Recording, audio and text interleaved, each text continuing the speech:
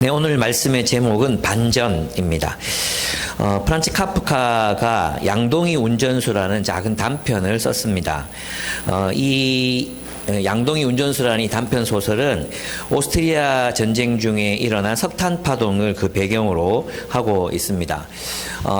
정말 추운 겨울인데 석탄이 없어서 이제 얼어 죽을 수 있는 그런 상황에 사람들이 처한 그 사회적인 배경이 바로 이 소설의 배경이 되는 사건입니다. 가난한 한 남자의 집에 석탄이 떨어졌습니다. 그는 동사할 위기에 처합니다. 빈 양동이를 타고, 양동이 운전수, 그러니까 양동이를 탄다는 말이 우리는 이해가 잘 안 되잖아요. 우리가 생각하는 양동이는 이렇게 철사로 구부러진 이런 이제 손잡이가 있고 양철 같은 이런 이제 물통 같이 생긴 걸 생각하잖아요. 근데 유럽 사람들에게 양동이는 우리 쓰레바지 있잖아요. 쓰레바지 이렇게 담는 쓰레바지처럼 크게 이렇게 생겼어요. 그리고 그 위에 손잡이가 있어서 이렇게 들고 다니면서 이제 이렇게 푹 이렇게 쓸어 담을 수 있는 그런 모양을 가진 양동이입니다. 손잡이가 있고 이제 튼튼하기 때문에 이게 이제 타고 다닐 수 있는 것처럼 생겼어요. 근데 실제로 이걸 타고 다닐 수 있는지는 몰라요. 그러니까 양동이가 카프카가 문학적인 장치로 이제 이 양동이를 설정하고 있습니다. 어떻게 생긴지 아시겠죠? 이 사각형 통을 생각하시고 손잡이가 이렇게 있는 이걸 생각하면 됩니다. 그래서 이 손잡이를 이제 마치 운전대처럼 이렇게 몰고 간다는 그런 뜻입니다. 그는 그 빈 양동이를 타고 석탄 가게로 향합니다. 석탄 가게의 남자 주인, 여자 주인, 석탄 가게 주인들이 이 석탄을 팔지 않으면 그는 얼어 죽을 판입니다. 남자는 이제 집이 아래층에 있는 석탄 가게 주인 부부에게 가장 질 낮은 석탄이라도 좋으니 가능하면 2삽 아니면 1삽이라도 꼭 떠달라고 팔아달라고 간청을 합니다. 그들은 이제 집이 아래층에 있으니까 문이 위에 있을 거 아니에요? 거기 문을 조금 열어두었기 때문에 이 남자는 그 내부를 볼 수 있었습니다. 그 주인 가게가 문을 왜 이렇게 열어두었냐 하면 뜨거운 열기 때문에 그 열기를 식히려고 문을 열어둔 것입니다. 그 문틈으로 카프카는 이 남자는 그 안에 있는 내부를 볼 수 있었습니다. 한쪽은 더워서 창문을 열어놓고 한쪽은 너무 추워서 죽을 수 있는 동사 위기에 처한 그런 어떤 이런 구별선 이런 것들이 이제 거기 그 안에 서로가 이제 닿을 수 없는 기생충에 보면 지하에 사는 사람이 있고 1층에 사는 사람이 있고 2층에 사는 사람 3층짜리 건물이 나오잖아요. 기생충은 이 카프카의 이런 세계관을 반영하고 있는 그런 영화이고 굉장히 카프카적이라고 사람들이 평론하고 했었습니다. 남자는 위에 또 그들은 아래에 있습니다. 그들 간의 거리를 보여줍니다. 그들은 따뜻하지만 남자는 죽을 것 같습니다. 이 남자에게는 당장 석탄이 필요합니다. 그러나 남자에게는 지금은 돈이 없습니다. 그래서 나중에 반드시 갚을 터이니 석탄을 팔라고 석탄 가게 주인들에게 호소합니다. 남자는 그 집의 단골이었습니다. 그가 쓴 이 글에 보면 이제 그 소설에 보면 그런 내용이 나옵니다. 그의 호소가 내 가슴에 와 닿는 걸 보니 그는 우리 가게의 단골임이 분명하오. 이런 이제 문장이 나오거든요. 그러니까 그 전에 석탄이 떨어지기 전에 이 남자는 돈이 있을 때는 항상 거기에서 석탄을 사서 쓰고는 했던 그런 단골 손님이었어요. 그래서 그의 호소는 남자 주인의 가슴에 와닿아서 이제 나가서 어떤 사태인지를 알아보려고 하는데 이제 아내가 그것을 가로막습니다. 그 부자 그 석탄 가게 남자의 아내가 그것을 가로막고 내가 나가서 보겠다 하고 밖으로 나가서 이 가난한 남자를 만나게 됩니다. 그러나 그녀의 눈에는 이 남자가 보이지 않습니다. 그의 호소도 들리지 않습니다. 그래서 그의 마지막 문장을 제가 한번 읽어보면 이렇게 되어 있습니다. 그러니까 이제 그 가게의 이 남자가 이제 얘기하는 것입니다. 그러니까 그가 원하는 것이 뭐요? 하고 석탄 장수가 소리친다. 아무것도 없어요. 하고 아내가 소리쳐 대답한다. 정말 아무것도 없다고요. 아무것도 안 보여요. 아무 소리도 안 들려요. 그저 6시 종소리만 울리고 있어요. 그러니 문을 닫아요. 추위가 엄청나네요. 내일은 아마 틀림없이 일이 훨씬 더 많을 거예요. 그녀는 아무것도 보지 못하고 아무 소리도 듣지 못하지만 그런데도 그녀는 앞치마 끈을 풀고 나더니 그 앞치마로 나를 날려보내버리려고 시도한다. 유감스럽게도 그것은 성공한다. 탈 수 있는 좋은 동물의 모든 장점을 나의 양동이는 지니고 있다. 그러나 그것은 저항력이 없다. 그것은 너무나 가볍다. 부인용 앞치마 한 장이 그것의 다리들을 땅바닥에서 몰아내 버리는 것이다. 그리고 이 남자는 더 이상 구걸하지 않고 빙산을 향해 올라갔다는 문장으로 마지막 문장을 끝맺음하고 있습니다. 이 남자는 철저하게 무시를 당하고 있습니다.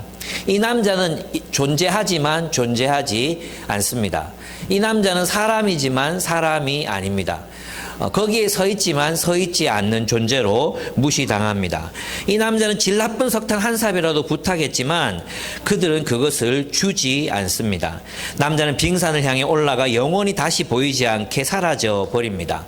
그는 자신을 무시한 세상, 자신을 모른 척한 세상으로부터 탈주해 어딘가로 가는데 그곳은 빙산입니다. 희망이라고 보기에는 너무나 가혹한 장소로 그는 탈주해 갑니다. 그가 가는 곳이 정확히 어디인지, 그 빙산이 무엇을 의미하는지는 알 수 없습니다. 이 짧은 소설은 카프카가 이 세상을 바라본 평가입니다. 이 세상이 그렇다는 것입니다. 특별히 자본주의 세상. 그 자본주의 세상에서는 가난한 사람들의 요구, 가난한 사람들의 아픔, 가난한 사람들의 절규는 철저하게 무시됩니다. 아니, 그들의 소리뿐만 아니라 그들의 존재 자체가 철저하게 무시된다는 뜻입니다.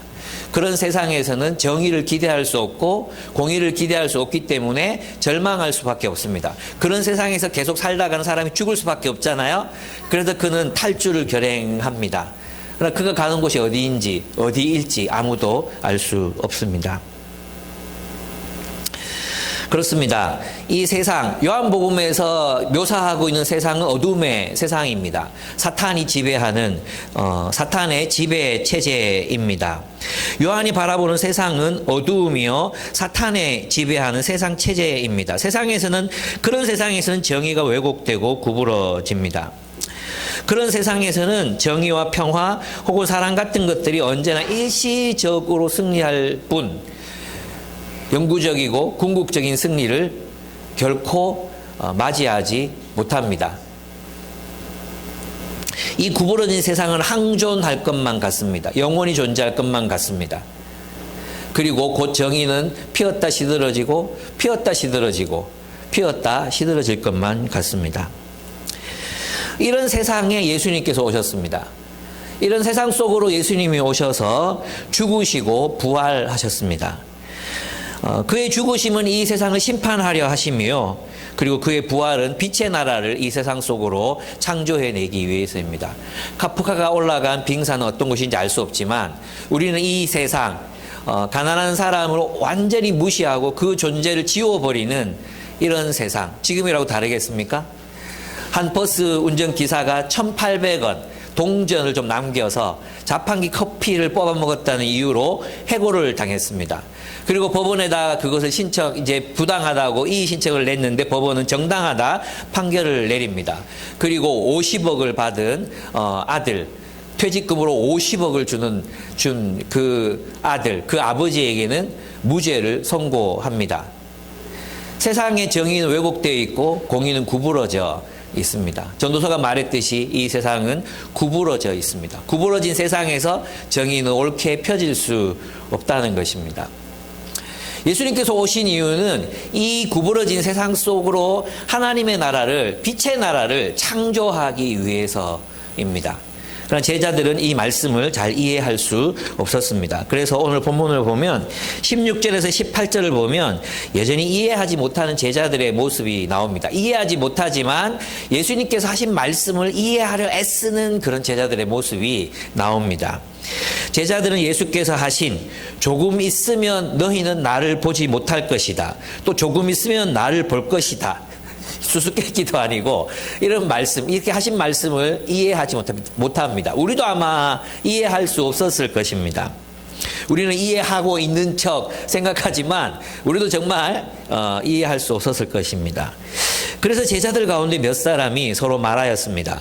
그가 우리에게 조금 있으면 나를 보지 못하게 되고 또 조금 있으면 나를 볼 것이다 하신 말씀이나 내가 아버지께로 가기 때문이라고 하신 말씀은 무슨 뜻일까? 17절에 그렇게 돼 있죠.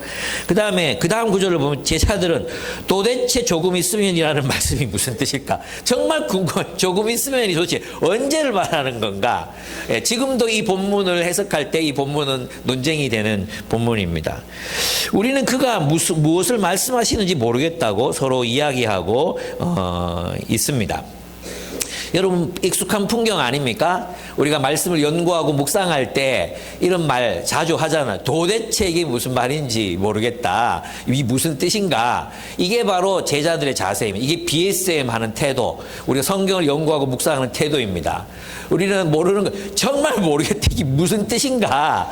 그렇죠. 알기 위해서 질문하잖아요. 그게 제자입니다. 예수님의 제자들은 무리와 제자가 구분되는 지점이 있다 그랬잖아요. 그죠? 무리와 제자가 구분되는데 무리들은 예수님의 이적에 관심이 있어요. 그래서 늘 기적 구경하고 그냥 가는 거예요. 기적 구경하고 종 구경했다고 가는 거예요. 말씀, 예수님이 비유로 하신 말씀을 이해하지 못했어요. 이해하지 못했거든요. 그런데 그 관심이 없기 때문에 설명을 들을 필요가 없어요. 그 집으로 가는 거예요. 근데 제자들은 누구냐 하면 그 무리들이 다 떠났을 때 종용이 예수께 나와 물어 이르되 그 말씀이 무슨 뜻입니까? 라고 물었던 사람들이 제자예요. 그러니까 제자들은 그 본문 앞에서 예수님 앞에서 예수님 말씀 앞에서 질문하는 사람들, 그 뜻이 무엇이냐고 질문하고 답을 구하는 사람들이 바로 예수님의 제자들이라고 할 수 있습니다. 예수님의 제자들, 진정한 하나님 나라의 제자들은 예수님의 말씀 앞에서 우리에게 말을 걸어오시는 그 본문 앞에서 그 말씀 앞에서 질문을 하고 그 말씀에 대답을 구하는 사람들이 바로 제자들이라고 할 수 있습니다. 여러분, 우리는 이 제자들의 태도를 배워야 합니다. BSM 할 때, 또 PBS 할 때, 묵상할 때, 연구할 때 이걸 배워야 돼요. 그냥 가만히 있으면 안 돼요. 다 아는 척하면 안 돼요. 다 아는 척하고 또는 정말 모르잖아요. 근데 다 아는 척하시면 안 돼요. 모른다고 말해요. 도대체 이게 조금 있으면 또 조금 있으면 무슨 뜻인가? 아버지께로 간다는 게 무슨 뜻인가? 언젠가? 도대체 모르겠다. 이런 질문, 아는 것도 내가 그렇게 질문할 때 우리가 주님의 말씀 앞에서 진정한 하나님의 제자, 예수 그리스도의 제자가 될 수 있습니다. 그렇습니다. 예수님은 자기에게 물어보고 싶어 하시는 그 마음을 아시고 제자들에게 설명해 주십니다. 그죠? 예수님 친히 설명해 주시잖아요. 이후로 예수님께서는 또 어떻게 말씀하셨어요? 이제는 성령께서 내가 가고 성령이 오시면 너희를 진리 가운데로 인도하실 것이라고 주님이 말씀하셨습니다. 그렇습니다. 제자는 진리의 말씀을 알고 싶어하고 그 말씀 안에 머무는 사람이라고 할 수 있습니다. 17장 14절을 보시면 나는 그들에게 아버지의 말씀을 주었는데 세상은 그들을 미워하였습니다. 그것은 내가 세상에 속하여 있지 않은 것 같이 그들도 세상에 속하여 있지 않기 때문입니다. 우리가 다른 세상, 하나님이 창조하신 하나님 나라의 새로운 세상으로 옮겨간다는 것은 그 말씀을 따라 산다는 뜻이에요. 그 말씀이 우리 안에 있을 때 우리는 이전 세상에서부터 하나님이 창조하신 새로운 세상으로 옮겨가는 것입니다. 카프카는 탈주했지만 그는 희망을 발견할 수 없었을 것입니다. 근데 우리는 세상으로부터 탈주해 하나님이 창조하시는 새로운 세계, 하나님의 말씀이 창조하시는 그 새로운 공동체로 우리는 탈주해 들어갑니다. 그리고 빛의 나라를 온 세상에 그 빛의 나라를 온 세상에 열매 맺어 자라게 하는 사람들이 바로 우리 그리스도인들이라는 거죠. 그러니까 그리스도인들의 본질적인 사명은 그런 의미에서 이 세상, 희망 없는 세상, 절망할 수밖에 없는 세상 속에 희망의 공동체, 주님의 사랑의 계명을 따라 살아가는, 그리하여 하나님의 정의와 공의의 삶을 살아가는 사람들의 공동체를 온 세상에 세우는 것, 이것이 우리의 궁극적인 소명이요 부르심이라는 것을 확인할 수 있습니다. 그렇습니다. 그래서 우리는 성경을 읽을 때 이 성경의 말씀이 항상 우리에게 질문을 던지고 말을 걸고 있다는 것을 깨달아야 합니다. 보네퍼는 정말 그가 회심을 하고 나서 그는 굉장히 뛰어난 신학자였거든요. 세계에 아주 굉장히 뛰어난 그런 신학자였어요. 촉망받는 신학자였어요. 근데 그가 하나님의 말씀의 위력을 발견합니다. 그리고 이 말씀에 대한 태도가 달라져요. 그리고 뭐라고 말했느냐 하면 이 본문이 우리에게 항상 말을 걸어온다고 얘기했어요. 하나님은 성경을 통해 말씀하셨고 이 말씀을 통해 지금도 우리에게 말을 걸어오시는 분, 그분이 우리 하나님이십니다. 그래서 우리는 이 본문 앞에서 제자들처럼 겸손하게 이것이 무슨 뜻입니까? 라고 물어야 한다는 거죠. 이것이 무슨 뜻입니까? 도대체 알 수 없습니다. 그리고 그분 앞에 물을 때 이제는 예수님께서 제자들에게 말씀해 주셨듯이 성령께서 우리를 진리 가운데로 인도하십니다. 이것은 있잖아요. 그냥 본문의 의미를 해석하고 주의한다는 의미가 아니라 하나님이 지금 이 시간 이 본문을 통해서 우리들에게 말씀해 주시고 그 말씀은 우리가 살아가는 삶의 실제 그 현실 속에서 진리 가운데 살아갈 수 있는 지혜, 그 진리 가운데서 살아갈 수 있는 메시지를 주님께서 이 본문을 통해 우리에게 말씀하신다는 뜻입니다. 이것이 성령께서 우리를 진리 가운데로 인도하실 것이라는 말의 의미예요. 그래서 여러분 우리는 그것을 구하는 거예요. 우리가 드리는 기도가 뭐냐 하면 하나님 우리로 하여금 이 세상에서 이 세상의 법칙, 이 세상의 규칙을 따라 살지 않고 하나님의 뜻대로 살게 해 주십시오. 그렇게 우리가 주님 앞에 기도를 드릴 때 주님께서는 성령을 보내셔서 우리로 하여금 이 세상 속에서 어떻게 살아가는 것이 진리의 삶이고 어떻게 살아가는 것이 하나님 나라의 삶인지를 알고 그 하나님의 나라를 선택하고 살아갈 수 있게 하신다는 것입니다. 그것이 오늘 본문의 핵심이라고 할 수 있습니다. 그래서 우리는 성령께서 우리를 진리 가운데로 인도하실 것을 믿고 우리에게 말을 걸어오시는 이 성경 본문에 응답해야 하는 것입니다. 지금도 주님께서는 이 본문을 통해 말을 걸어오시고 설교를 통해 여러분에게 말을 걸어오십니다. 그럼 여러분이 해야 될 일은 뭡니까? 질문하는 것입니다. 응답하는 것입니다. 그리고 그 진리로 우리를 인도해 달라고, 그리고 그 진리의 말씀을 우리 삶에 적용하는 것, 순종하는 것, 그것이 우리가 해야 돼. 그렇게 할 때 이 세상에는 어둠이 아니라 빛의 세계가 새롭게 창조된다고 주님이 말씀하시는 것입니다. 제자들 진짜 궁금했어요. 19절에서 28절을 보면 이제 설명하시는 예수님의 모습이 나옵니다. 예수님은 지금 자신의 죽음과 부활을 말씀하고 계십니다. 20절을 보시면 너희는 울며 애통하겠으나 세상은 기뻐할 것이다. 이렇게 말씀하십니다. 예수님의 죽음은 제자들을 슬픔에 빠뜨릴 것이지만 세상은 기뻐할 것입니다. 왜냐하면 그들은 하나님도 모르고 또 하나님의 약속도 알지 못하기 때문입니다. 세상이 예수의 죽음을 기뻐하는 것은 무슨 이유 때문입니까? 이 세상이 사탄이 지배하는 체제이기 때문입니다. 그 세상은, 하나님을 떠난 이 세상은 예수를 죽이려고 합니다. 예수를 죽이려고 하는 이유가 무엇입니까? 예수의 존재는 그들의 기득권, 그들의 권력을, 이 세상을 지배하는 그 지배권을 무력화하고 그 지배권에 저항하시고 그 지배권을 대체하려고 하시기 때문입니다. 예수님은 이 세상의 정치, 종교, 문화와 관습의 어두움을 드러내실 뿐만 아니라 그 어두움에 굴복하지 않고 저항하셨습니다. 그리고 이 세상에 그 빛의 세계를 새롭게 창조하시는 것입니다. 예수님은 하나님의 말씀에 순종하심으로 의로운 일을 행하셨고 이 추구에 경도된 성전 지배 체제를 심판하셨습니다. 그리고 이제 하나님이 약속하신 하나님의 나라를 이 세상으로 가져오려 하십니다. 여러분, 이 세상이 어둠이요, 이 세상이 사탄의 지배 체제라는 것. 그러면 항상 이 세상은 무엇을 죽이려고 하겠습니까? 예수님의 사랑과 예수님의 정의와 예수님의 평화, 예수님의 공의, 그래서 항상 죽이려 될 것입니다. 예. 그래서 세상이 희망을 가질 수가 없습니다. 왜냐하면 이 세상은 사탄이 지배하는 세상, 어둠에 속한 세상이기 때문입니다. 세상에 희망을 걸 수 없는 이유가 있습니다. 그곳에는 하나님의 예수 그리스도가, 부활하신 예수 그리스도가 그 세상 속에는 없기 때문입니다. 그러나 20절을 보십시오.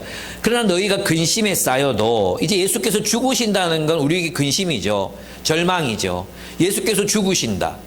제자들에게 이것은 정말 큰 근심이었고 이것은 큰 슬픔이었습니다. 그러나 그 근심이 기쁨으로 변할 것이라고 예수께서 말씀하십니다.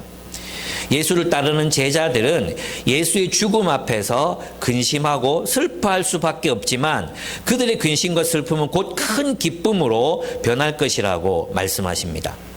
왜냐하면 그들의 기쁨은 해산하는 여인이 아이를 낳는 것과 같을 것이기 때문입니다. 제자는 지금 기쁨에, 그 근심에 쌓여 있습니다. 그러나 그들은 곧 죽음을 이기고 부활하신 예수님을 다시 보게 될 것입니다. 예수님께서 그들을 다시 만나게 될 때 그들의 마음은 기쁨으로 뛰놀게 될 것이라고, 너희는 기뻐할 것이고 그 기쁨을 빼앗아갈 자가 아무도 없을 것이라고 말씀하셨어요. 왜입니까? 그 제자들이 예수를 사랑했기 때문이죠.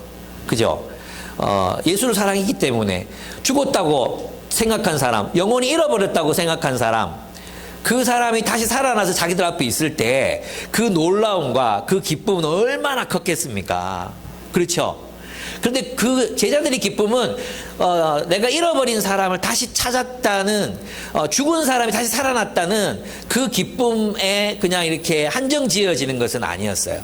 왜냐하면 예수님의 부활은 또 다른 무언가, 그것보다 더 사랑하는 사람과의 재회했다는 그것보다 더 큰 어떤 의미를 가지고 있었기 때문입니다. 제자들이 기뻐하고 또 기뻐할 수 있었던 이유, 그 빼앗기지 않는 기쁨을 가질 수 있었던 이유는 바로 하나님의 나라가 시작된다는 뜻입니다. 예수님께서 부활하셨다는 것은 하나님의 약속이 성취되고 하나님의 나라가 이루어질 것이라는, 또 이루어지고 있다는 그들의 희망, 이 절망적인 세상의 절망, 그 가난한 사람들을 온전히 무시해버리는, 없는 것처럼 또 벌레처럼 여기는 이 세상 속에 하나님의 절대적인 희망, 궁극적인 희망이 현실로 나타났다는 것을 보여주는 것이 예수님의 부활이었기 때문입니다. 예수님의 부활은 성경의 예언에 따라 하나님께서 의인들을 부활케 하시고 의인들에게 상급을 주시고 의인들에게 그에 합당한 보상을 주시겠다고 약속하신 그 하나님의 나라가 이제 시작되고 있다는 구체적인 증거요, 실제적인 증거요, 현실로 나타난 소망이었기 때문입니다. 희망은 희망으로 존재하기 때문에 희망이 아니라, 기독교인에게 희망은 계속 고도를 기다리며 오지 않는 희망, 그 오지 않는 희망을 계속 기다리는 그게 희망이 아니라, 그리스도인의 희망은 이미 현실로 나타난 희망, 구체화된 희망, 실제적인 희망, 그것이 바로 예수의 부활이라는 거죠. 그래서 제자들은 기뻐할 수밖에 없는 것입니다. 왜냐하면 이제 정말 예수님을 통해서 하나님의 나라의 정의와 공의가 실현될 것이고 하나님의 사랑으로 온 세상이 뒤바뀌게 될 것이라는 것을 증명했기 때문입니다. 예수님의 부활은 그것에 대한 확증이었습니다. 하나님이 이 부패하고 구부러져 있는 세상을 그냥 내버려 두시지 않으시고 새로운 세계를 창조하고 계시다는, 새로운 세상을 창조하고 계시다는, 하나님의 예수 그리스도의 계명을 따라 서로 사랑하는, 자기 목숨을 다해 서로를 사랑하는, 가난한 사람들을 멸시하지 않는, 그들을 환대하는, 그들을 위해서 자신의 땔감을 나누는 그런 사랑의 공동체가 이 세상으로 출현했다는 궁극적인 실제적인 희망이었기 때문에 그들은 기뻐할 수 있었던 것입니다.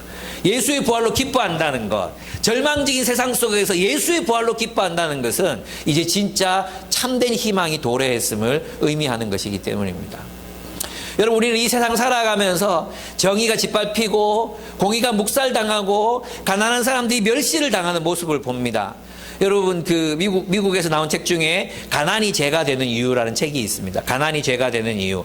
자본주의 세상에서는 있잖아요. 우리나라뿐만 아니라 미국에서도 가난한 자들에게는 더 가혹한 형벌이 매겨집니다. 흑인들에게는 백인들보다 더 가혹한 형벌이 매겨집니다. 우리나라에서도 마찬가지입니다. 가난한 자들을 위해서는 그렇게 가혹할 수가 없습니다.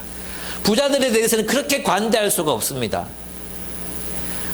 이런 세상, 카프카가 바라본 그런 세상, 가난한 사람들이 완전히 무시당하고 그들의 목소리와 절규, 그 석탄 한 삽 달라는 그들의 존재조차 보이지 않는 그런 세상 속에서 우리가 살아가고 있지만, 그 세상이 끝이 아니라 주님께서 새로운 세계를 창조하고 계시다는 것은 우리 그리스도인들에게, 예수의 제자들인 우리들에게는 그것이야말로 참된 희망이 될 수 있다는 것입니다.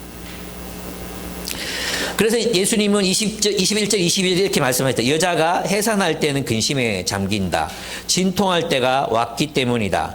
그러나 아이를 낳으면 사람이 세상에 태어났다는 기쁨 때문에 그 고통을 더 이상 기억하지 않는다. 이와 같이 지금 너희가 근심에 쌓여 있지만 내가 다시 너희를 볼 때에는 너희의 마음이 기쁠 것이며 그 기쁨을 너희에게서 빼앗을 사람이 없을 것이다. 내가 너희를 다시 볼 때에는, 부활하신 주님이 나타나실 때에는 너희 기쁨, 너희 마음이 기쁠 것이며 그 기쁨을 너희에게서 빼앗을 사람이 없을 것이다. 그러니까 우리는 이 절망적인 세상 속에서도 무엇을 통해 기뻐할 수 있습니까? 부활하신 예수 그리스도.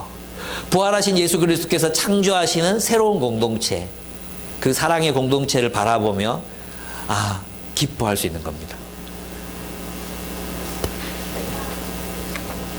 예수님은 제자들의 근심이 마치 해산날을 앞에 둔 여인의 근심과 같을 것이라고 말씀하십니다. 여러분, 아기를 우리 낳아보지 않았죠. 남자들은 낳아보지 않았는데 자매들이 이제 아기를 가지고 아기를 낳을 때 얼마나 무섭습니까? 특별히 초산일 때는 얼마나 무섭습니까? 두렵습니다. 그죠? 죽을 수도 있습니다. 한 번도 경험해보지 않은 어떤 고통들이 자기에게 임할 걸 압니다. 그죠? 이 해산하는 고통. 그러나 아기를 낳으면 그거 잊어버립니다. 그거 아팠던 기억을 잊어버린다는 게 아니에요. 그 아이가 나를 고통스럽게 했어. 그러니까 평생 동안 그 아이를 원망하면서 이 새끼 때문에 내가 그때 힘들었고 이런 엄마는 아무도 없습니다. 그죠? 그 아이 때문에 힘들고 아이 때문에 불안했지만 아이가 태어났을 때는 너무나 얼마나 기뻐합니까? 아이가 태어났다는 사실 때문에 아이를 기뻐하지, 이 새끼 때문에 내가 1달 동안 힘들었고 어려웠고 고생스럽고 이런 생각 사람 아무도 없다는 것입니다. 그죠? 근데 성경에서 이제 해산이라는 말은 있잖아요. 하나님께서 자주 뭐라고 말씀하셨냐면 이스라엘 백성들을 향해서 뭐라고 말씀하셨어요? 내가 너를 낳았다. 내가 너를 해산하는 수고를 통해 낳았다. 이렇게 표현했거든요. 사도 바울도 비슷한 용어를 썼죠. 내가 다시 해산하는 수고를 하리라. 이렇게 말했잖아요.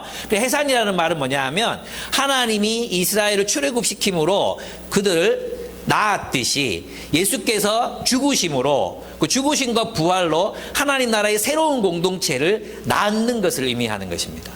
그러니까 이 말씀은 그들이 기뻐할 수 있는 이유는 예수의 죽으심과 부활은 부활의 질서를 따라 살아갈 새로운 공동체가 세상에 출현했다, 이런 의미예요. 그것을 바라보며 그들은 기뻐한다. 그리고 그 기쁨은 아무도 빼앗아갈 수가 없다라고 말씀하시는 것입니다. 얼마나 놀랍습니까? 그렇습니다. 출산하는 것은 이스라엘을 하나님 백성으로 삼으신 행위를 말씀하시는 것인데, 예수님은 다시 살아나실 것이며 예수님의 부활은 새로운 아기가 태어나듯이 부활의 새로운 질서가 탄생하는 날이 될 것이다. 그것이 바로 해산의 날에 대한 표현입니다. 그래서 우리는 기뻐할 수 있습니다. 조금 있으면 주님을 보지 못하지만 또 조금 있으면 주님을 만날 것입니다. 그래서 우리는 기뻐할 수 있어요. 왜요? 주님께서 다시 사셨기 때문이에요. 주님께서 부활하셨어요. 우리 주님이 부활하셔서 이 세상에 새로운 나라를 창조하고 계십니다.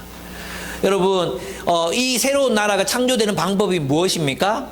무릇 내게 붙어 있어 열매를 맺지 아니하는 가지는 제거해 버리시고 무릇 열매를 맺는 가지는 더 깨끗하게 하여 더 많은 결실을 하게 하느니라. 더 많은 열매를 맺게 하느니라 그러셨죠. 그렇죠. 그러니까 이 땅에서 우리가 하나님 나라의 그 온전한 결실을 맺으려면 어떻게 된다는 거예요? 예수께 붙어 있어야 하고 예수의 열매를 맺는 교회가 되어야 한다는 걸 의미하죠.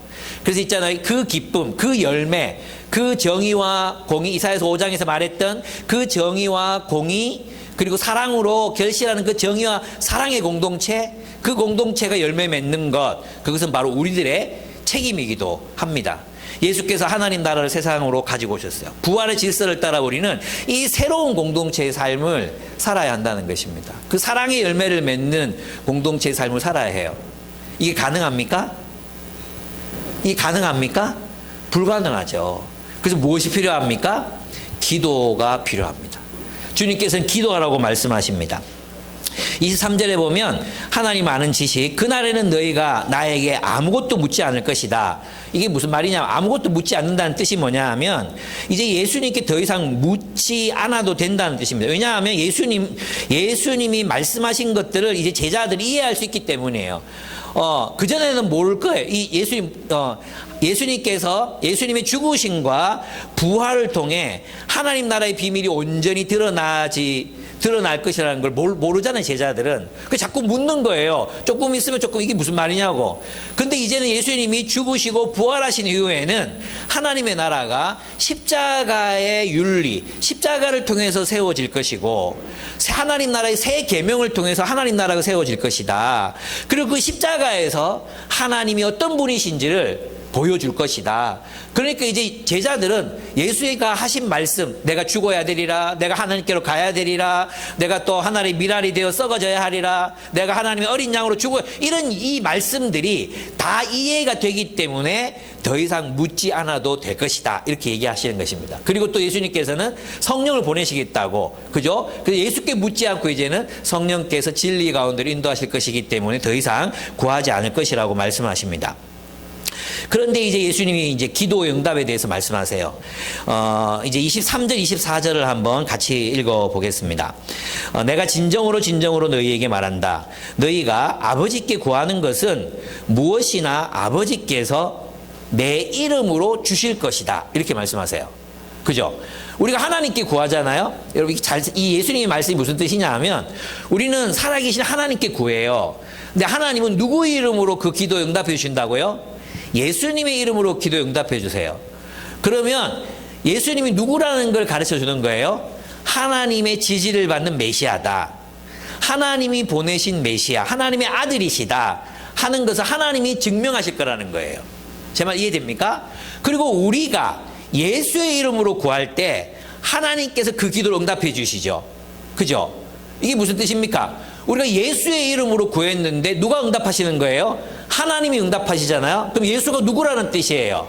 하나님이 인정하신 메시아다, 이런 뜻이에요. 그래서 너희가 내 이름으로 구하면 무엇이든지 구하라. 이제부터는 내 이름으로 구하라. 이제부터는 이게 무슨 말이냐 하면 예수께서 죽으시고 하나님께로 가시면 예수께서 하나님의 왕, 인자로 등극하시잖아요. 하나님의 왕권을 받고 등극하시잖아요.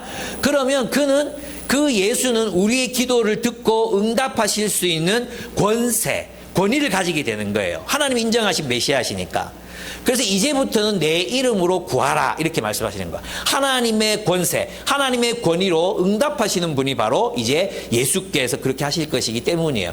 그래서 이렇게 말씀하시는 이유는 뭐냐 하면 예수님이 하나님의 지지를 받는, 하나님이 인정하신 하나님의 아들이요 하나님의 메시아이시라는 것을 의미하는 것입니다. 그러면 여기에서 이제 중요한 게 뭐냐 하면 예수의 이름으로 기도한다는 게 무슨 뜻이냐, 이제 이런 걸 이걸 또 질문해야 되겠죠. 예수의 이름으로 기도한다는 게 무슨 뜻이에요? 기도문 중에 예수님 이름으로 기도합니다를 꼭 넣어야 되는 거예요? 넣어야 되죠. 넣어야 되긴 되죠. 그죠? 그런데 이건 있잖아요. 예수의 이름으로 기도한다는 게 무슨 뜻일까요? 우리 이제 바울 산지에서 가끔씩 이런 일이 일어나는데 얘들이 기도를 한 번도 안 해봐가지고 이제 기도하잖아요. 그럼 예수님의 이름으로 기도합니다를 빼먹을 때가 되게 많아요. 그래서 있잖아요. 기도 드립니다 하고 눈 뜨고 지금 들어가. 그리고 앉아있는 사람들 어떻게 하지? 아멘을 해야 되나? 말아야 되나? 이런 막 고민이 될 때가 있어요. 그래 앞에 나와서 예수님의 이름으로 기도한다 꼭 말해라 그러는데도 꼭 또 다음에 나와가지고 그냥 기도 드렸습니다 하고 또 들어가, 이런 일들이 종종 발생하거든. 그러면 우리가 그럼 예수님의 이름으로 기도합니다 이걸 빠뜨리면 예수님이 안 들으시나? 그럼 문장에 꼭 넣어라. 넣어야 되죠. 그죠? 우리가 아멘 하기 위해서는 이걸 넣어야 돼요. 안 넣으면 언제 아멘 할지 모르기 때문에. 그런데 그런 의미는 아닐 거예요. 여러분, 내가 정의의 이름으로 너를 처단한다 이랬을 때는 무슨 뜻이겠어요? 정의에 걸맞는 행동을 한다는 뜻이죠. 그죠? 내가 조국의 이름으로 너를 심판한다. 이렇게 얘기했을 때는 무슨 뜻입니까? 그 조국에 걸맞는, 조국의 법과 질서 뭐 이런 것들과 걸맞는 것을 심판한다, 처단한다, 이런 뜻이죠. 이해됩니까? 내가 예수님의 이름으로 기도한다는 건 무슨 뜻이겠어요? 예수님에게 걸맞는, 예수님에게 합당한 내용들로 기도한다는 뜻이에요. 예수님의 이름으로 기도하려면 내 마음대로 막 기도하면 안 돼요. 예수님의 이름으로 배부르게 잘 먹고 내 혼자만 세상에서 잘 살게 해주죠. 내가 아는 어떤 한 장로님이 그런 기도를 했대요. 자기 아들이 미대 시험을 치는데 미대 실습 기간인 거예요. 그래서 거기서 기도를 하는데, 하나님, 내 새끼 말고 다른 새끼는 눈이 희딱 뒤집어져 가지고 색깔을 제대로 보지 못하게 해주십시오. 그리고 내 새끼는 색깔을 잘 봐서 합격하게 해주십시오. 합격했어요. 그게 예수님의 이름으로 드리는 기도일까요? 그 예수님의 이름으로 드리는 기도가 아니에요. 무슨 뜻인지 아시겠습니까? 예수님의 이름, 예수님의 명예, 예수님의 이름에 걸맞는 것을 구해야 되지. 그죠? 세상에 욕먹을 일들, 뭐 세상에서 욕먹을 일들, 하나님 영광이 안 되는 일들, 이기적인 기도들 정욕에 쓰려고 구하기 때문이라. 그죠? 그런 기도들을 주님이 들어주지 않는다 그랬어요. 그렇다면 예수님의 이름으로 기도한다는 건 무슨 뜻일까요? 예수님이 원하시는 일들, 하나님 나라의 일들, 사랑의 계명을 따라 살아가는 삶, 이 땅에 이 공동체 속에 하나님의 정의와 공의를 이루는 삶, 나눔, 그것을 위해서 기도하라. 내 삶, 내 기도, 내가 내 능력으로는 내가 하나님 나라를 살 수가 없어요. 우리가 어떻게 사랑합니까? 우리가 어떻게 사랑하고 나눌 수 있습니까? 없어요. 그죠? 기도하라는 거예요. 하나님, 저 새끼 진짜 사랑하기가 힘듭니다. 하나님, 저 새끼 사랑할 수 있도록 도와주세요. 힘을 주십시오. 저놈 장점이 좀 보이게 해주세요. 저놈을 내가 사랑할 수 있는 이유를 말해주세요. 기도할 때 하나님께서 여러분들에게 그 기도에 응답하시겠다는 뜻이에요. 무엇이든지 구하라. 하나님, 내가 저 사람을, 저 형제를 용납할 수가 없어요. 저 사람이 입냄새를 도저히 견딜 수가 없어요. 그럴 때 주님 앞에, 하나님, 내가 이 입냄새를 견딜 수 있게 해주십시오. 기도하라는 거예요. 여러분, 박영호 목사님이 쓴 우리가 알지 못했던 초대교회에 보면 이런 얘기가 나오거든요. 예수님 비유 중에 이런 얘기 나오잖아요. 내가 생제 사랑한다고 하면서 이제 밤중에 와가지고 간청하는 친구 얘기가 나오죠. 우리 집에 먹을 것이 없으니까 막 문 두드리고 간청을 해. 그죠? 그러면 그것을 누가 주지 않겠느냐 이렇게 말씀하시잖아요. 이게 이제 그러면서 이제 야고보서나 요한 1서에 와서 너희가 누가 배고프다가 왔으면 먹을 것을 내어주라고 말씀하셨잖아요. 그죠? 근데 이게 있잖아요. 우리는 이렇게 생각해요. 우리는 아무리 못 살아도 냉장고에 그래도 먹을 게 있잖아요. 그래서 이제 돈 떨어지면 냉장고 파먹기 이렇게 살잖아. 냉장고 굴 파먹으면서 뭐 옛날에 안 먹었던 거 꺼내가지고 요리해 먹고 이렇게 살잖아요. 코로나 때 여러분 다 그렇게 살았잖아요. 그죠? 그런데 초대교회 시절에는 그렇지 않았다는 거예요. 10%의 아주 부자들이 있었어요. 아주 부자들. 굉장히 큰 부자들이 있었어요. 그리고 90% 중에 중산층은 어떤 사람이었냐 하면 하루에 세 끼를 한 끼도 거르지 않고 먹는 사람. 하루에 세 끼를 해결할 수 있는 사람이 중산층이었어요. 가난한 사람들은 일주일에 서너 끼 굶는 사람. 이게 평민들이었어요. 진짜 가난한 사람들은 하루라도 누군가 먹을 걸 주지 않으면 이제 없는. 그러면 있잖아요. 밤중에 와서 막 문 두드리면서 밥 내놔라 하는 사람들에게 밥을 주려면 뭘 해야 되겠어요? 내일 아침 식사 분량을, 가족과 함께 먹을 식사 분량을 그 사람을 위해서 내줘야 되는 거예요. 그러니까 없다 하는 거죠. 없다. 아니, 없다. 우리 다 먹고 없다. 진짜 없는 거예요. 진짜 없는 거예요. 그럼 초대교회 사람들에게 사람들을 환대해서 내 것을 내어준다, 먹을 것을 내어준다는 걸 뭘 얘기했겠어요? 자기 식구가 굶는 걸 말하는 거예요. 저녁 한 끼를 내가 누군가에게 대접하고 나면 다음 하루 한 끼를 굶어야 되는 상황 속에서 그들은 나눔을 실천해야 했어요. 아니, 실천했어요. 그런 삶이 어떻게 가능하겠습니까? 기도하라는 거예요. 기도는 하나님 나라의 삶이 가능하게 만들어요. 우리가 나누기 어려워하는 이유가 무엇입니까? 이거 나누고 나면 내 저축할 돈 없어지고 내 미래가 불안정해지고 당장 우리가 가족이 살아갈 어떤 생계가 불안하잖아요. 그렇지 않습니까? 우리가 11조 잘 못 되는 이유가 뭡니까? 그런 이유의 불안함, 염려 이런 것 때문이에요. 그렇게 살아갈 수 있도록 만드는 게 뭐라고요? 기도예요. 여러분, 기도를 통해서 우리가 원하는 돈, 우리가 원하는 차, 우리가 원하는 집을 살 수 있다, 이런 뜻이 아니라 무엇이든지 구하라는 것은 하나님의 나라, 내 이름으로 무엇이든지 구하라. 내 뜻이 이루어지기 위해서, 예수 그리스도의 뜻이 이루어지기 위해서, 하나님의 나라를 위해 살기 위해서 너희가 필요한 능력이 있느냐? 사람을 환대하는 능력이냐? 사람들을 사랑할 수 있는 능력이나 용납할 수 있는 능력이냐? 나눌 수 있는 능력이냐? 그것이 가능해지도록 하는 것은 바로 기도라는 것입니다. 이 땅에서 하나님의 나라를 살아갈 수 있는 지혜와 길과 자원과 권능을 구하라. 그럼 너희가 이 땅에서 하나님의 나라를 살게 하실 것이다. 부족하다 말하지 말아라. 없다고 말하지 말아라. 나는 아직 훈련되지 않았다고 말하지 말아라. 기도해라. 하나님께서 그러한 능력을 공급하실 것이다. 아멘. 그게 이 기도라는 말의 의미예요. 기도하라. 근데 우리는 있잖아요. 하나님 나라를 볼 때 하나님을 안 봐. 하나님을 기대하지 않아. 뭘 생각합니까? 자기 한계. 나는 원래 그런 사람이 아니에요. 나는 가진 것이 없어요. 나는 그런 존재가 아니에요. 거기에 머물러 있어요. 기도하라 그랬는데. 기도하면 그렇게 살 수 있습니다. 그렇게 살아낼 수 있는 능력, 지혜가 생깁니다. 그래서 구하는 거죠. 오늘 본문 맥락에서 보면 있잖아요. 이 본문에서 23절 그날에는 너희가 나에게 아무것도 묻지 않을 것이다 이랬죠. 그죠? 이 묻지 않을 것이다 위에 보면 기역자가 있죠. 기역자 있죠. 그 밑으로 가보세요. 뭐예요? 구하지 않을 것이다 이렇게 돼 있어요. 그러니까 있잖아요. 이 문맥에서 따르면 예수님께 구하라는 게 뭐예요? 알기 위해 구하는 거죠. 무엇을 알기 위해? 어떤 길로 주님을 섬겨합니까? 어떻게 사는 것이 하나님 나라의 삶입니까? 어떻게 사랑의 계명을 실천할 수 있습니까? 어떻게 나눌 수 있습니까? 그죠? 우리가 인생을 살아가면서 막다른 길, 위기, 고통, 슬픔의 길들 또 어떻게 살아야 할지 모를 때가 오잖아요. 그죠? 그럴 때 주님께 구할 때 주님께서 이렇게 살아라. 주님께서 그 길을 막 열어주시는 게 아니라 형통케 하시는 게 아니라 그 상황 속에서 하나님의 뜻이 이것이다. 그 상황 속에서 내 계명을 따라 사는 삶이란 이런 것이다. 지혜를 주시고 사랑할 수 있는 능력을 주시고 그리고 그 길을 헤쳐나갈 수 있는 자원들을 주님께서 허락하실 것이라는 그런 뜻입니다. 결국은 믿음의 문제라는 거죠. 우리가 주님을 믿고 주님께 기도하면 우리의 상황이 어떠하든지 하나님의 뜻을 행하고 하나님의 나라를 살아갈 수 있게 힘을 주실 것이다. 여러분, 왜 하나님이 없는 것처럼 삽니까? 왜 하나님의 나라를 살 수 없다고 생각하십니까? 왜 하나님의 나라를 내 힘으로는 살 수 없다고 생각하십니까? 살 수 없죠. 내 힘으로 안 되죠. 그래서 무엇이든지 구하라는 것입니다. 기도할 때 하나님의 나라가 여러분의 삶 속에 실체로 드러나게 되고 나타나게 됩니다. 부활의 질서가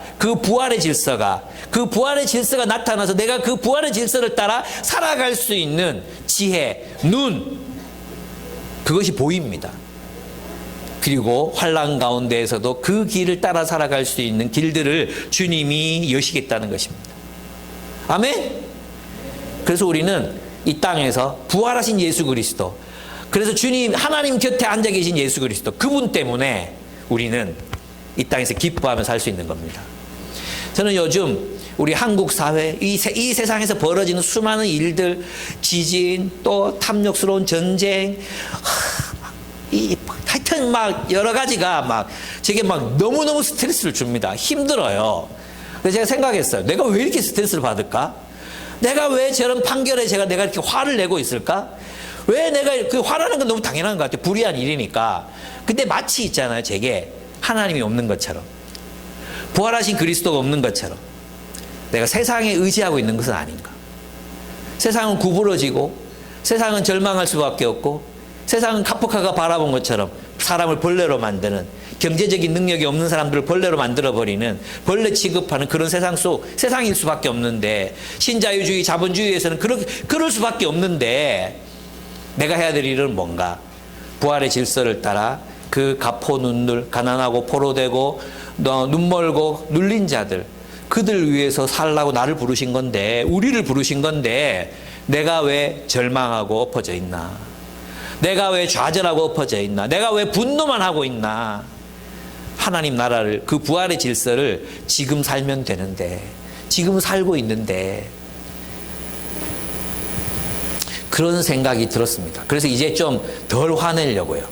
그래, 그게 2조 시대도 그랬고, 일제 시대도 그랬고, 또 얼마 전에도 그랬고, 그래, 선이 승리하는 게 드문 일이지.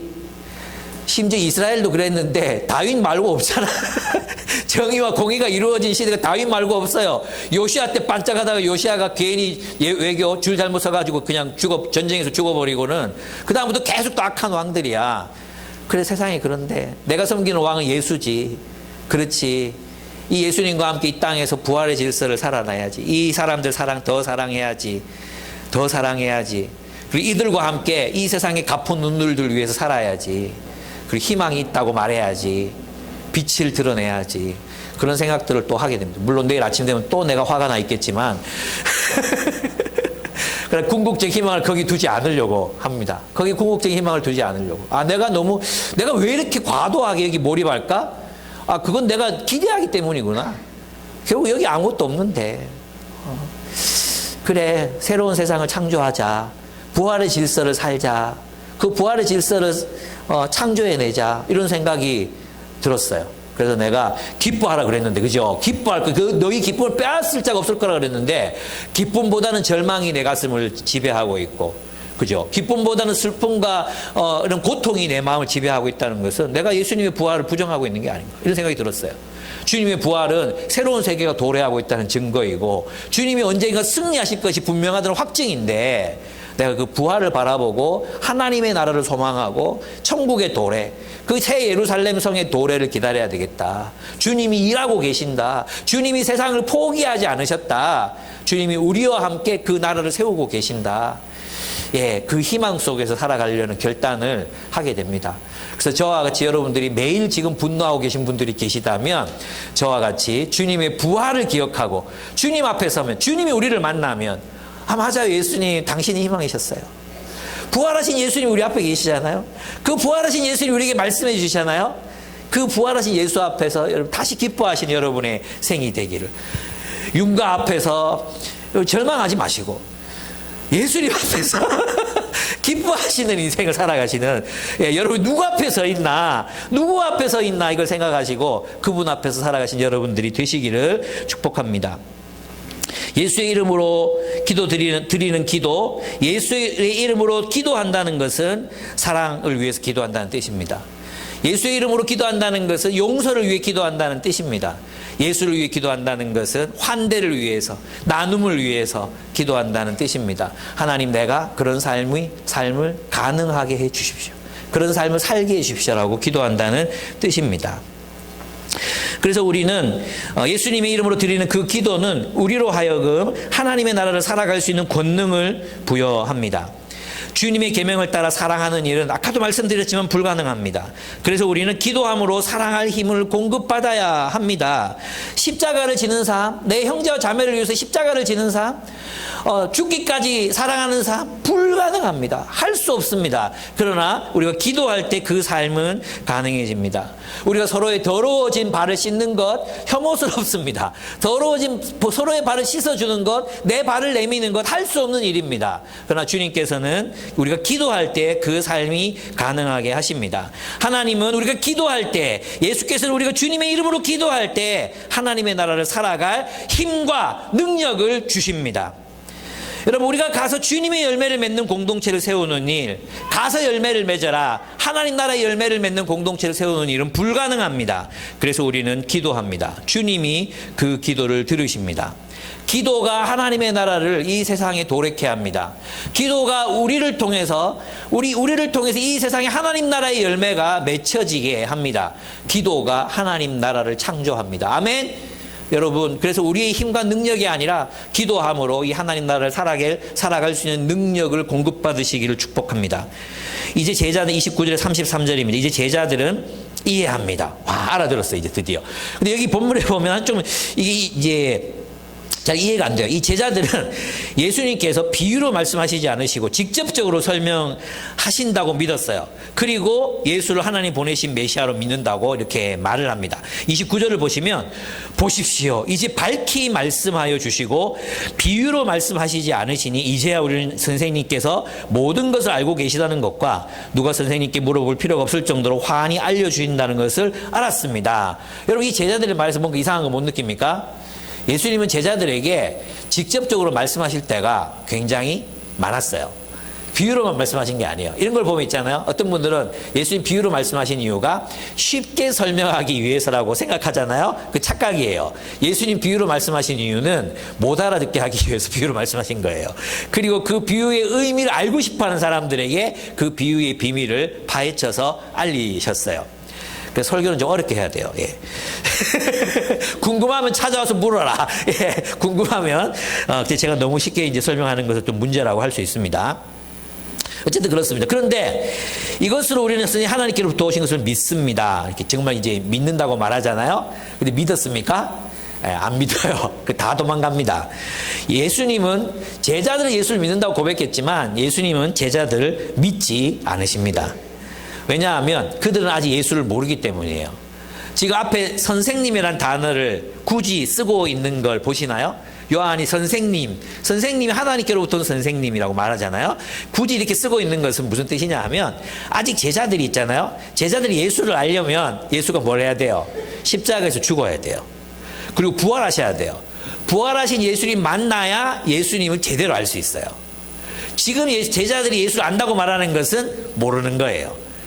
일부만 아는, 절반만 알고 절반은 모르는 거죠. 예수가 메시아인 걸 알겠고 예수께서 친히 말씀하신다는 걸 알겠어. 그런데 예수가 죽고 부활하지 않으면 십자가의 도로 하나님 나라가 세워지고 예수님께서 하시는 것은 이스라엘을 무너뜨리고 새로운 나라를 세우는 게 아니라 이 세상에 하나님의 새로운 나라를 그냥 창조하시는 것, 그 새 창조로 이루어진다는 것, 주님의 계명을 따라 살아가는 사람들을 통해서 새 나라가 이루어진다는 것, 성취된다는 것을 그들은 결코 알 수 없는 거죠. 그래서 어떤 일들이 일어납니까? 32절 보시면 보아라 너희가 나를 혼자 버려두고 제각기 자기 집으로 흩어져 갈 때가 올 것이다. 그때가 벌써 왔다. 근데 저는 이 말씀에서 있잖아요. 저는 이럴 것 같거든요. 제자 이제는 알겠습니다. 이렇게 얘기했잖아요. 그 예수님의 말씀이 이제는 알겠나 이게 굉장히 유머러스한 표현이에요. 이제는 알겠나이다 이러는데 예수님이 이제야 알겠느냐? 알겠다고? 그러면서 저는 비아냥거릴 것 같아요. 알기는 개뿔. 그래서 이제 니들은 몰라. 이렇게 말할 것 같거든요. 근데 예수님께서는 그렇게 말씀하시지 않으십니다. 너희는 지금 너희는 모른다. 모르는데 뭐라고 말씀하십니까? 보아라. 잘 알아라. 이런 뜻이에요. 너희가 나를 혼자 버려두고 제각기 자기 집으로 흩어져 갈 때가 올 것이다. 그때가 벌써 왔다. 예수님은 제자들이 자기를 버리고 각자의 집으로 흩어질 것이며 그리고 예수를 혼자 버려둘 것이라는 것을 아셨습니다. 저는 이 부분이 너무 참 좋았어요. 예수님은 제자들이 실패할 것을 아십니다. 예수님은 제자들이 자신을 버리고 떠날 것을 아십니다. 홀로 남겨두고 다 배반하고 배신할 것을 아셨어요. 근데 이 말씀 속에는 어떤 일말의 원망도 실망도 내포하고 있지 않습니다. 예수님은 온전히 제자들을 사랑하십니다. 우리는 그렇잖아요. 뭔가를 주면 안 돌아와. 뭐 감사하다는 말도 안 하고 또 뭐 내가 어떤 희생을 이렇게 했는데 별 감사의 표시도 없고 미안한 기색도 없고 또 뭔가 이렇게 뭐 돌아오는 게 없고 막 이러면 섭섭해지고 그죠? 그렇잖아요. 근데 이 예수님은 어떻게 하십니까? 그냥 받으세요. 그 제자들이 실패할 걸 아세요. 그러면서도 그 제자들 편에 서셔서 너희가 내 안에 있어라. 용기를 내어라. 환란이 오잖아요. 주님이 죽으시잖아요. 환란이죠. 제자들에게 환란이 오잖아요. 보아라. 용기를 내어라. 내가 세상을 이겼노라. 너희가 다 흩어져 도망갈지라도 용기를 내고 다시 돌아와라. 용기를 내어 다시 제자로 살아라. 내가 너희에게 평화를 주겠다 약속하십니다. 내 안에 있으라. 내가 너희에게 평화를 줄 것이다. 내가 이렇게 말하는 것은 너희가 다 도망갈 것이지만 너희가 다 실패할 거지만 그러나 내가 너희를 사랑한다. 너희가 내 안에 있어라. 내가 너희에게 평화를 주겠다. 샬롬. 그 샬롬을 주겠다. 안에 있다는 게 무슨 말입니까? 예수의 공동체 안에 머물고 예수의 말씀 안에 머물고 예수의 계명 그 사랑의 계명 속에 머물며 서로를 사랑하겠다는 결단. 그 안에 머물라. 그럴 때 너희에게 큰 기쁨과 큰 평화, 샬롬이 너희에게 있을 것이다. 주님이 말씀하십니다. 여러분 실패해도 좋습니다. 떠날 수 있습니다. 무너질 수 있습니다. 엎어져도 좋습니다. 그러나 그때 기억해야 될 게 뭐예요? 주님은 우리의 평화를 원하십니다. 주님은 우리를 사랑하십니다. 다시 그때 용기를 내고 환난이 비록 있을 것이지만 그 환난 가운데 내가 기쁘게 살고 내가 그 환난 속에서도 평화의 공동체를 이루며 살리라. 여러분 이 본문을 보면요. 세상은 여전히 카프카가 바라봤던 무정하고 매정하고 사랑 없고 인정 없는 세계, 가난한 자들을 철저히 무시하는 그런 세계, 그 세계 때문에 환난을 겪을 것입니다. 우리는 고난 당할 것입니다. 그러나 그 환난 속에서도 우리는 어떻게 살 수 있습니까? 평화, 주님 안에 있을 때 우리에게 샬롬, 그 평화의 삶을 살아갈 수 있습니다. 평안, 번영, 기쁨이 충만한 세상을 살아갈 수 있을 것입니다. 주님 안에 있을 때. 그리고 그 빛으로, 그 평화의 빛으로 온 세상을 비출 때 우리는 많은 사람들을 주님께로 인도하고 그들을 구원할 수 있을 것입니다. 그렇습니다. 주님의 부활은 예수님의 약속을 따라 하나님의 정의와 공의 그리고 평화가 실현되고 있다는 기쁜 소식이었습니다. 그러므로 우리는 주님 안에서 평화를 누립니다. 주님 안에서 주님의 공동체를 살며 사랑의 계명을 따라 서로 사랑하는 삶을 삽니다. 주님은 우리에게 부활의 생명, 그 생명의 질서를 따라 살아가는 기쁨, 그 기쁨을 우리들에게 선사하십니다. 그 기쁨 안에 살아가는 새로운 백성들이 부활로 말미암아, 예수의 부활로 말미암아 이 세상 속으로 창조되고 열매 맺어 자라고 있습니다. 여러분, 세상은 여전히 고통스러울 것입니다. 여러분 있잖아요. 초대교회 성도들이 당했던 환난이 무엇이었습니까? 요한계시록의 성도들이 당했던 환난이 무엇이었습니까? 경제적인 것이었어요. 경제적인 것. 하나님의 심판 가운데 그들이 되박, 또 그들이 식량, 또 그들이 어떤 모든 것들이 막 물가가 오르고 살기 어려운 그런 시대. 여러분 있잖아요. 초대교회 성도들이 당했던 고난이 어떤 거냐 하면 이 당시 모든 조합들, 이제 그리스 로마 문명은 다신교잖아요. 다신교. 또 로마는 특별히 더 다신교거든요. 근데 기독교인들은 예수를 하나님이라고 믿잖아요. 예수가 하나님이시고 예수가 왕이시라고 믿기 때문에 이 유일한 하나님, 유일한 구세주라고 믿었기 때문에 다신교에 동참할 수가 없었어요. 근데 이들이 상업을 하려면 어떤 조합에든지 그 조합에 가입을 해야 되는데 그 조합이 먼저 섬기는 신, 그 조합원들이 섬기는 신들이 있었거든요. 그 신에게 먼저 예배를 드리고 제사를 드리고 나서 회무가 진행됐어요. 근데 그리스도인 거기 참여할 수가 없잖아요. 그래서 계시록에 보면 그 조합으로부터 쫓겨났기 때문에 황제 숭배 혹은 신들에 대한 숭배를 거절했기 때문에 그들은 궁핍해질 수밖에 없었어요. 그리스도인들이 겪었던 환난 대부분은 그런 경제적인 환난이었습니다. 경제적인 환난. 또 회당으로부터 쫓겨나. 그럼 무슨 뜻이겠어요? 그 공동체로부터 쫓겨나서 호모사케르가 되는 거예요. 호모사케르. 아무에게도 보호받지 못하는 사람, 어느 나라에도 속하지 못한 사람으로 사는 거예요. 게다가 또 디아스포라가 일어나잖아요. 그 스테반이 죽을 때 기독교인들에 대한 환란이 넘쳐가 그들이 에베소로 정말 멀거든요. 여러분 그 예루살렘에서 에베소로 가려면 그 터키 우리나라 이 한반도의 4배 정도 되는 이 면적 거리를 걸어가지고 가야 돼요. 그런 환란을 그들이 겪어야 했거든요. 네로가 죽인 사람들 몇 명 되지 않아요. 여러분들은 뭐 순교당할 그런 걱정 별로 안 해도 돼요. 왜냐하면 다 지도자들 죽이고 그러지. 뭐 제가 좀 위험할란가? 일 모르지. 여러분들 같이 뭐 평신도 이런 사람 안 죽여요. 그리고 그 숫자도 얼마 되지 않았어요. 그러나 대부분 평신도들이 겪어야 됐던 게 뭐냐 하면 바로 경제적인 어려움이었습니다. 그런데도 불구하고 초대교회는 어떻게 살았습니까? 극심한 가난에도 불구하고 예루살렘, 그 기근에 빠진 예루살렘 성도들을 돕기 위해서 그들은 모금을 했습니다. 거액을 모금했어요. 그들이 모금했다는 건 몇 날 며칠 굶어가면서 모았다는 뜻입니다. 돈을 안 쓰고 모았다는 뜻입니다. 그들은 정말로 예수님의 부활이 상징하는, 예수님의 부활이 가리키는 공동체로 살기 위해서 굶고 애쓰고 힘쓰며 살았다는 뜻입니다. 그래서 그들은 그 하나님 나라의 삶을 삽니다. 일부는 실패하고 일부는 성공하고 미완의 성공이었지만 그들은 그 삶을 기필코 살아내려고 애를 썼던 것입니다. 여러분, 만찬, 그들은 주일마다 예배를 드렸잖아요. 지금 우리는 먹을 게 없죠. 그죠? 그런데 있잖아요, 그 사람들이 예배를 드릴 때 어떤 일들이 있었는지 아십니까? 예배를 드릴 때 항상 먹을 게 있었어요. 만찬을 베풀었어요. 만찬. 누가 베풀었겠어요? 호스트들.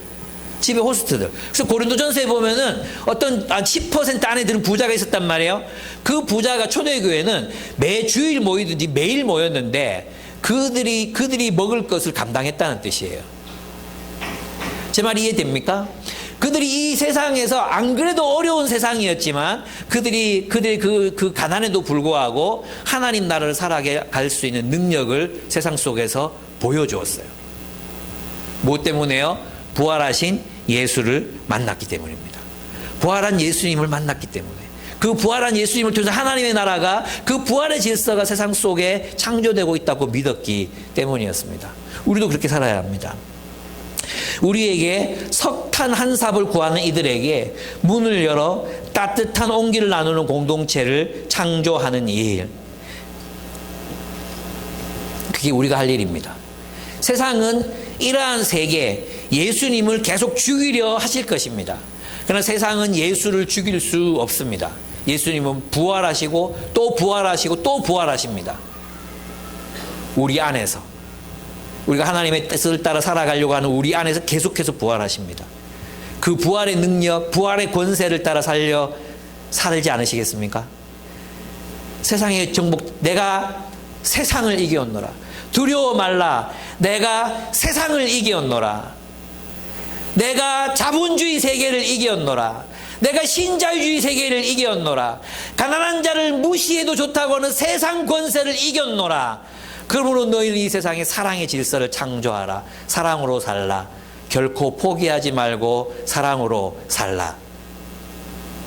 내가 가진 석탄 한 삽을 떠서 가난한 남자에게 퍼주는 일, 그 뜨거운 열기 속으로 그들을 초대하는 일, 내가 가진 것도 없지만 내가 가진 것조차 굶어가면서까지 나눌 수 있는 사랑의 삶, 그 삶을 주님이 오실 때까지 살아가야 하는 것, 그것이 바로 우리가 선택한 그리스도의 제자로 살아가는 삶입니다.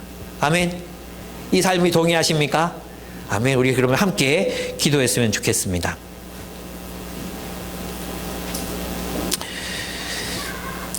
함께 기도합시다. 우리는 세상과 다르게 살아야 합니다. 왜냐하면 예수님이 세상을 이기셨기 때문입니다.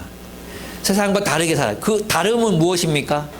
네, 석탄이 떨어진 남자에게 석탄 한 삽 부어주는 삶입니다. 내가 가진 것 나누는 삶입니다. 나도 가진 것 없지만 함께 나누어 사는 삶입니다. 하나님, 내가 그 부활의 질서를 살게 하여 주옵소서. 소망, 주님이 이기신다. 주님이 이기셨다. 주님이 이기실 것이다.